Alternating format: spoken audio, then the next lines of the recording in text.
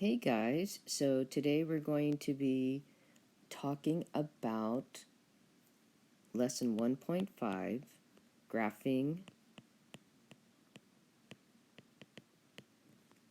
and comparing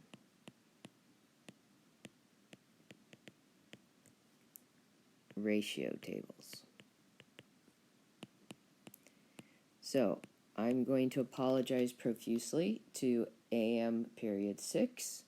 I forgot to hand you your papers. So there is in our module the two foldables that you're going to see here, and so you can print it out and use them because it's going to make your life so much easier taking notes. So I want to give you an idea how this is going to work out. We have two foldables, but it's going to be 3 pages long because we're going to do a practice problem in between the two foldables. And the second foldable is practice problems. So this is our page 1. Page 2 is going to be blank. We're going to add a problem there. Page 3 is another example with our second foldable. Okay, so that's how you're going to glue one page per 3 consecutive papers. So first guy, you guys have a purple one, then it's blank, and then you have this white paper. Okay, so let's go back to the beginning, and I want to review with you again. Let's talk about what is a ratio table. A ratio table. And we talked about ratios when we're comparing two things. And so we have a ratio table is just where every single column of numbers has the same ratio. Okay, so I'm just going to rewrite that definition out. So it's a table where all of the columns, so columns are top, bottom, like a fraction, have ratios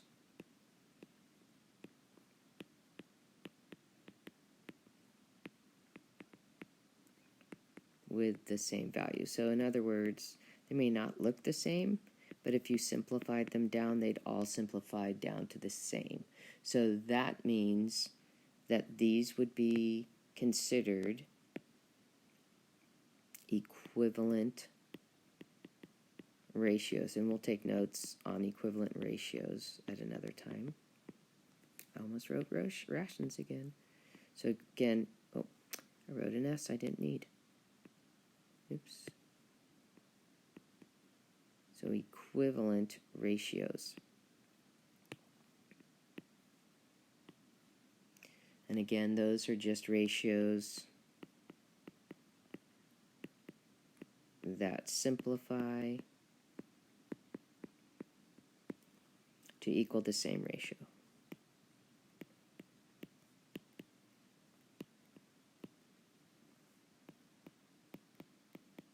Okay, so first thing we need to do is remember how to graph ordered pairs. So that's our first sheet because that's what we're going to be practicing is graphing. So this is not a complete graph. A complete graph would have 4 sections, and they'd have the 2 axes would be in the middle of your graph. But we're only going to focus in on this guy, and he's called quadrant 1. So you're going to label. And we use Roman numerals when we're doing our quadrants. So most of the time you'll just see me write QI, because I is 1 in Roman numerals. Now, the other thing you should notice is that we have coordinates that are only positive. Okay? So, a couple other things to remark on. The line that's horizontal is called the x-axis. He goes across.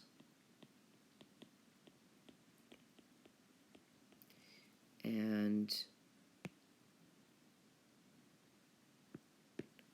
the guy that's vertical, he is the y-axis, vertical. Okay, and the last little piece is at the corner where it's 0. He's called the origin, beginning of everything. And that's when we graph, we're always going through that origin. Now, what we graph are called ordered pairs. So these guys right here, this is an ordinate pair, or coordinate pair, excuse me, coordinate pair. Okay, and it's made up of an x value and a y value. So we've got an x coordinate is what comes first.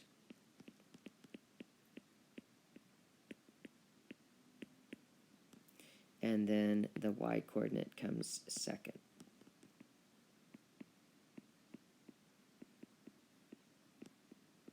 Okay? So when I graph, I start with the x. So this is going to be, the x is going to be the first thing I do. And these are my steps. So from the origin,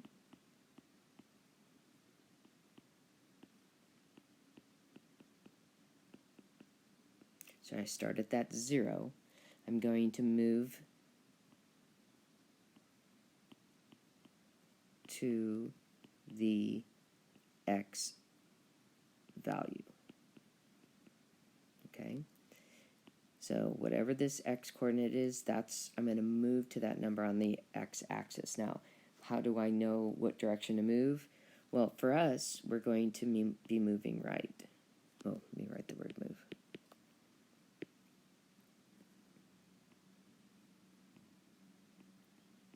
Move right. That's when x is a positive. And when we get into the other things, we would move left if our x was a negative number. Okay? Now, I'm not going to mark anything. I'm just going to kind of pause there. Now, for the y coordinate, I start from where I just stopped, so from the x value. From the x value, we're going to move to the y value. Now, we only have one direction we can move, up, right? So that's what we're going to be doing. So we're going to move up because our y value is going to be positive in the first quadrant. But do note that you would move down if the y was a negative. Okay? And then we get to finally mark a point.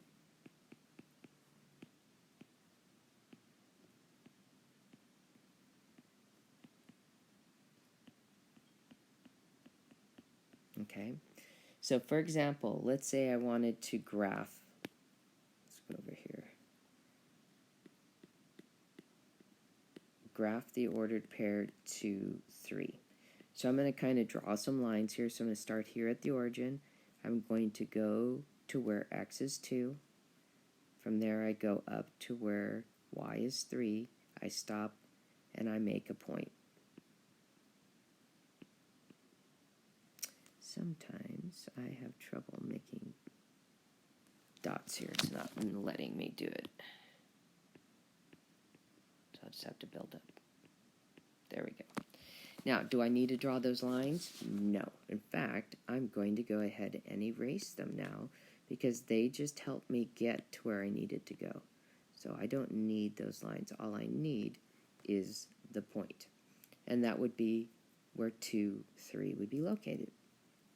Okay, so let's go and practice this with relationship to a ratio table. Okay, so what are we going to do? We're going to take the ratio table,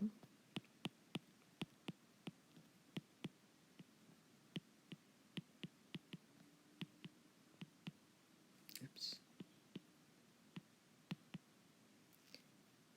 and write each ratio as an ordered pair.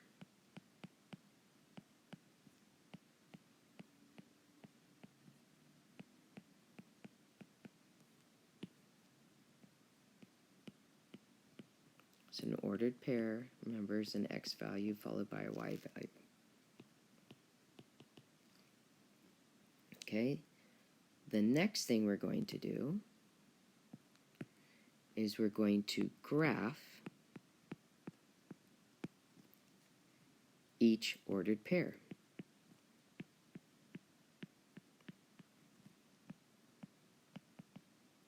Okay,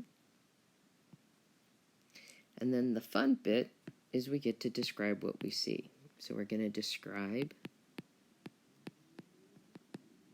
the pattern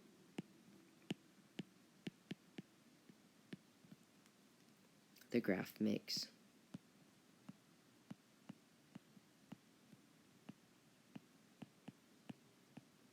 Okay, so basically what we're going to do is I'm going to draw a table of values, and this is about a gal who and the money she made. So it's going to be titled Gloria's Earnings.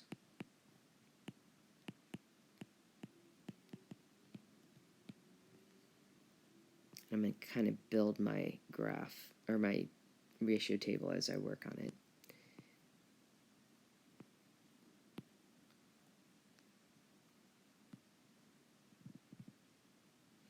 Okay, and then we're going to put some titles in the first sections.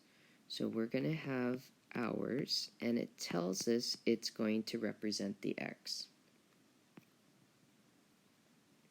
Then we're going to have dollars earned.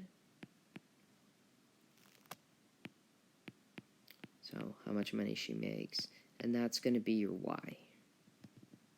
And then we're going to write the ordered pair. Now you can write it a lot bigger than I'm doing. Okay, and then we're going to have 3. So what's weird about this ratio table is it's kind of written sideways compared to what we're used to seeing.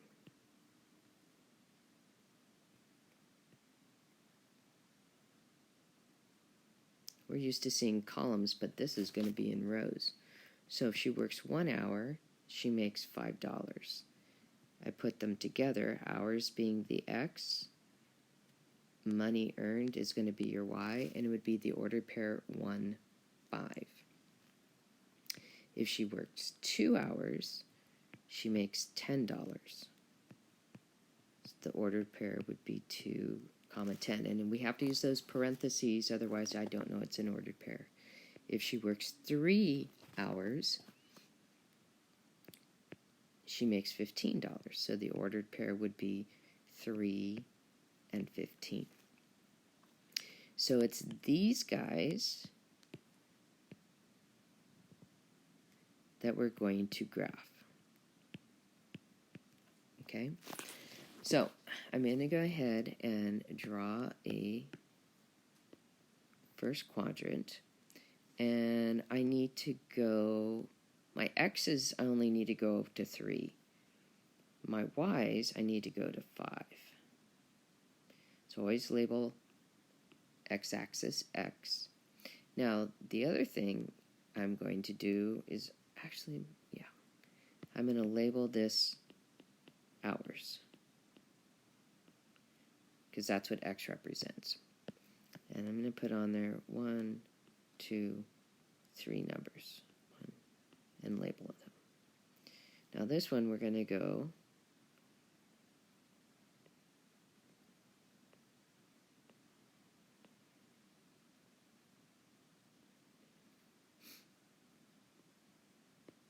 this is going to be y, and I'm going to turn my paper sideways, and I'm going to label this dollars earned,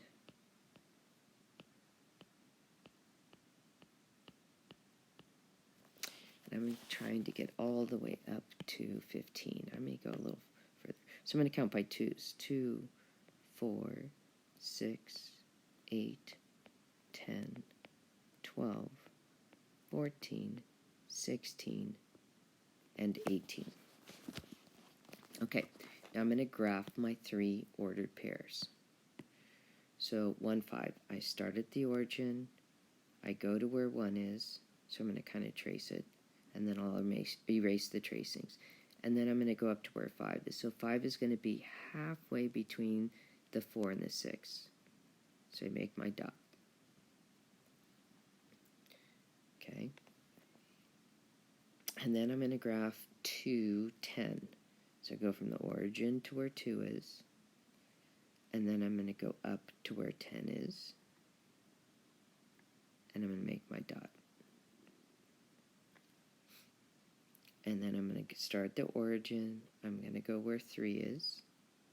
And then I'm going to go all the way up to 15. Okay? So, and again, my spacing's not super duper good. Okay? So I'm going to talk about what does the graph look like. So I'm going to put in orange, or let's do it in green. Nope, let's do a blue. I'm going to say this is what you're going to write about. What does the graph look like?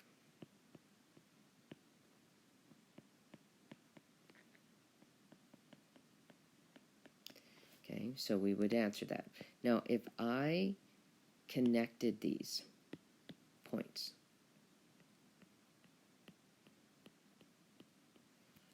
looks like they would form a line.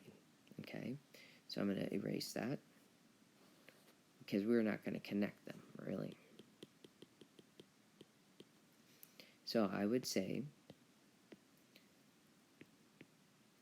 the points appear to form a line. Okay? Now, what I'm going to do is talk about how do I get from one point to another? So, how does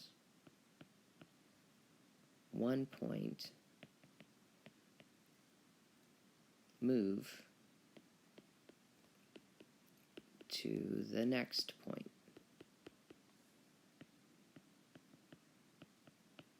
So this is the next questions. So this is where I'm going to do a little bit of checking. So I'm moving 1 to the right, and I'm moving 1, 2, 3, 4, 5. I move 5 up. Let's see if that happens again. I move 1 to the right,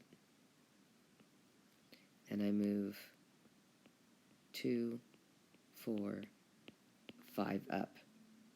Okay, so I'm going to write this.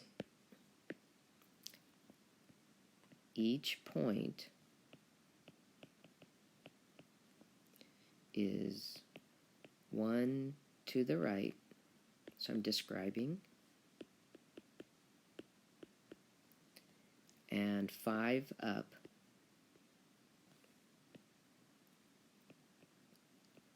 from the last point.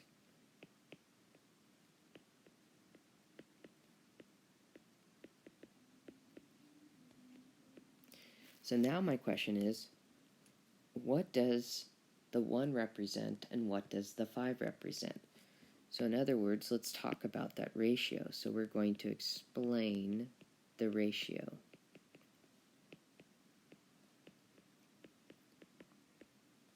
Always want to write ration. It's so bad. Okay? So I would say the 1 represents an increase in hours, and the 5 represents another $5 she makes. So I'm going to say this means the 1 to the right and 5 up. Gloria earns $5 for every hour she works.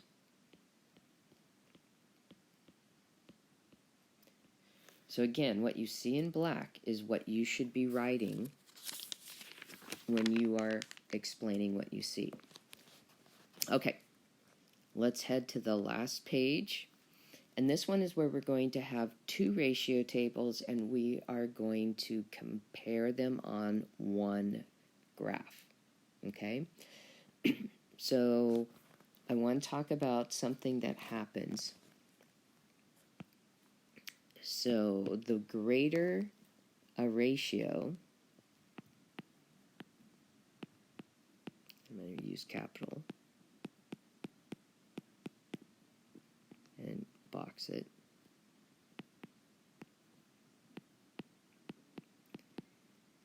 When I graph it, the steeper, I'm going to use a different color here.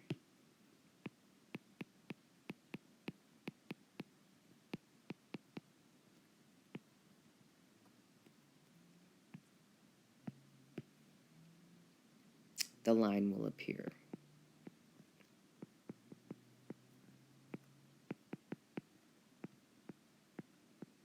Okay, so the steeper. So what does steeper actually mean?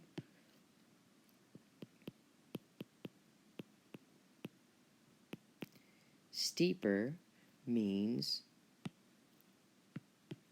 approaching vertical.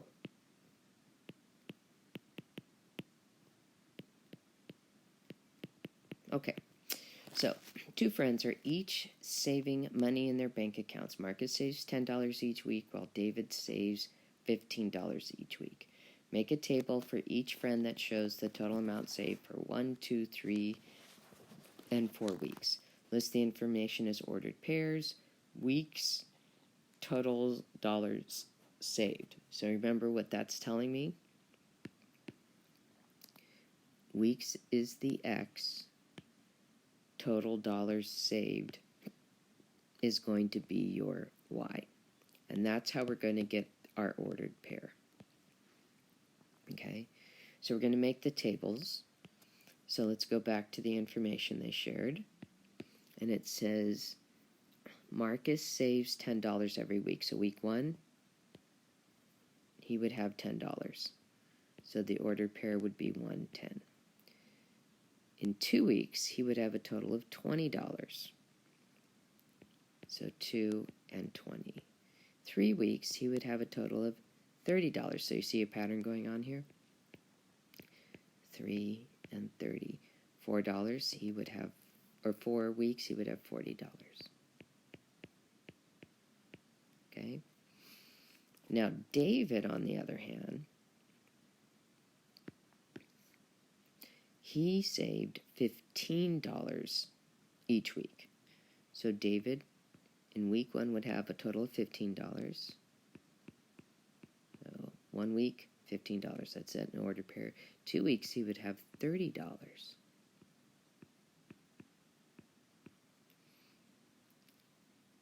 3 weeks, he would have $45.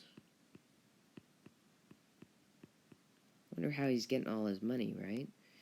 And then in 4 weeks, he would be all the way up to $60.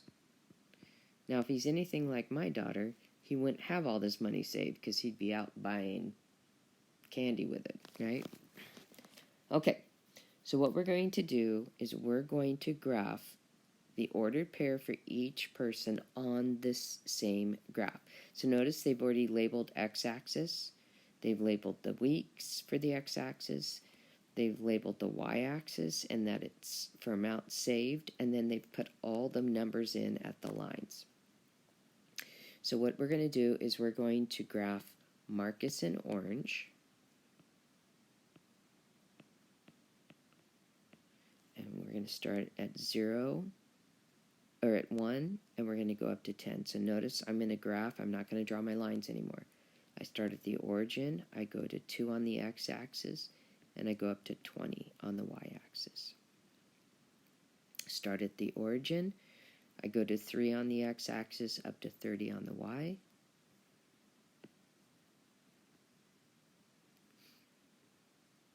And start at the origin, go to 4 on the weeks on the x-axis, and up to 40. Okay. Now let's go ahead and get David. He's going to be blue. So I go at the origin, I go to 1, and then I go to 15. So 15 is going to be halfway between 10 and 20. The second week, we go from 0, the origin, to 2, and then we go up to 30. Okay. Third week, we go from the origin to 3 and up all the way to 45. And that's halfway between 40 and 50. And then week 4, we go from origin to 4 on the x-axis all the way up the y-axis to 60. Okay, can you see how David's dots get higher and higher and higher so that the gap gets bigger and bigger between Marcus's dots and his? Okay, so they ask, how do these ratios of Marcus's savings and David's savings compare, and how is that shown on the graph? So I'm just going to do a little write-up over to the right. What I notice is that David's savings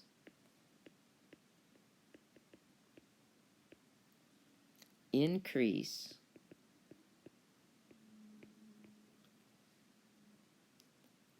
at a higher rate because he's above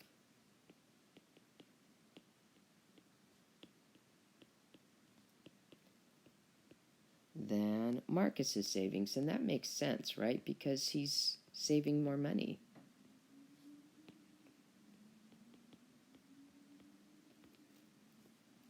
Okay, so, and because I could create lines out of these, so I'll show you that. If I kind of dash things out, there would be a line. And for David, you can see it. And so I am going to talk about that word steeper. And I would say the graph of David's savings